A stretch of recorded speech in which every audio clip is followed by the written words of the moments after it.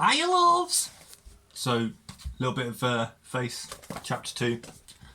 So the first chapter is about Martin, Matthew and Mark, and it being the end of term, and them kind of messing around, being silly with their tutor, and trying to kind of get this girl Jennifer to kiss one of them, and their kind of personalities and stuff, and who fancies who, all that sort of thing. So chapter 2 is called The EastEnders, and here we go. The first few days of the holidays passed slowly. It rained a lot, and the gang of three's greatest pleasure was sleeping late. By the second week, the sun had begun to shine, so Martin, Mark and Matthew started looking for action. On some days this meant going over to Wanstead Flats, grassland on the edge of the Epping Forest where girls walked and where football was played. It was like a park with the attitude of a beach. Martin loved the forest. He thought other areas of the East End were concrete jungles with no space to breathe. The flats were a quick escape to greenery. He knew the area well, but he took much of its cultural diversity for granted. At school, he learnt how, in the 16th century, French Protestant refugees called Huguenots settled there, then Germans, Chinese, Vietnamese, Jews and Poles had settled too, and the latest arrivals were Caribbeans, Africans, Asians and Bosnians. Some things never changed though. Every bank holiday the fun fair came to Wanstead Flats. All the girls would head there in their girl gangs with their best summer clothes on, and the boy gangs would gather with their tough faces and their egos turned on full. This year, Natalie decided to visit the fair with a couple of girlfriends from school, leaving the gang of three to themselves. So in the last chapter it said she was like the fourth member of the gang. She had gone to the fair before with the boys and she hated it. All they wanted to do was drive bumper cars, try to win money, or stand around posing and trying to look cool. Natalie loved the thrill of the rides, which the boys weren't that keen on, so she wasn't going to let them hold her back. When the gang of three arrived at the fair early in the evening, it was still bright and busy. The sounds of the fair rang out over the flats, and in the strange smells of electricity and candy floss lingered in the air. There was a heavier than usual police presence. It was normal to see a couple of vans in the back streets nearby, but tonight there were 2 vans at the entrance and extra police on foot. You could tell that Martin was about to play a prank. He put on his mischievous face. He raised his eyebrows and rubbed his chin. His nostrils flared as if to send more oxygen to his brain. Then he smiled. "You two wait here. Watch me."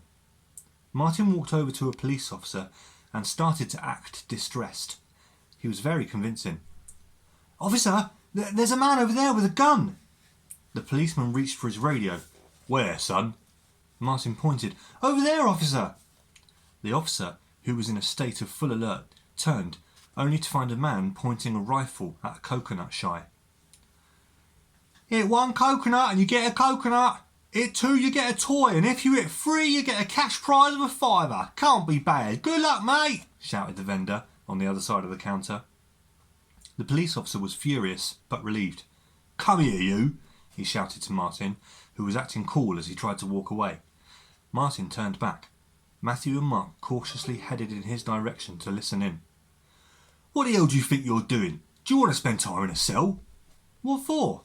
"What for? How about wasting police time, or giving false information for a start?" Martin put on his reasonable face.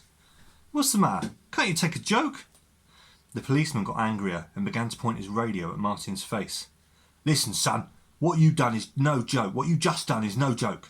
If I'd got on my radio, there could have been up to 100 officers on this spot within a minute. If you think that's a joke, tell me what's funny about it. Think yourself lucky, lad. I've got bigger fish to catch than you tonight. Let me tell you something. If you ever come my way again, I'll nick you. Even if I have to nick you for spitting, I'll lock you up quick, geezer. Now move."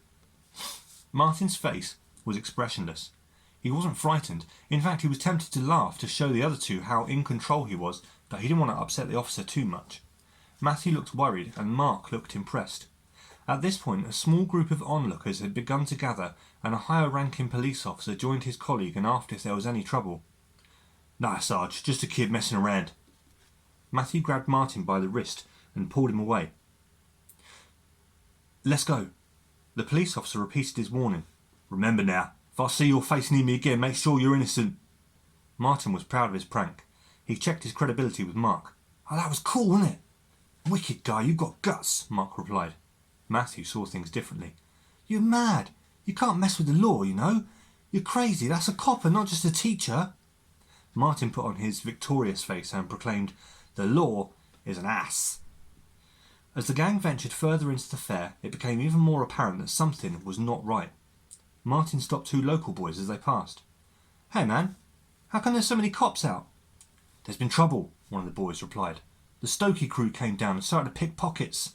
A couple of them tried to mess with Big E girls, so a Big E brother pulled a knife, and the Stokey crew have to run." "Any bloodshed?" Mark inquired. "Nah, when the Stokey boys see Blade they disappear." "Later," Martin ended, and the two groups went their ways. The Big E was the Big E posse, E meaning East, an alliance of the East End gangs. Once all the gangs in the East End fought each other, white gangs, black gangs, Muslim gangs, Sikh gangs and Chinese gangs, but when they were all under attack from gangs like the Stokey crew from Stoke Newington in North London and the South London Massive, they were forced to unite and defend Newham, their piece of East London. When united they were left alone and no blood was shed. Big gangs still existed on the east side, like the Tigers, the Dread Lions, and also school gangs like the Big Six Posse and the Soul Crew, but they were all affiliated to the Big E Posse. Today it seemed that the Stokey crew had been sent back to North London, but the police weren't taking any chances. Alright, and the next chapter after that one is Street Life. Hope you enjoyed that. We'll talk about it in just a second. Bye, love!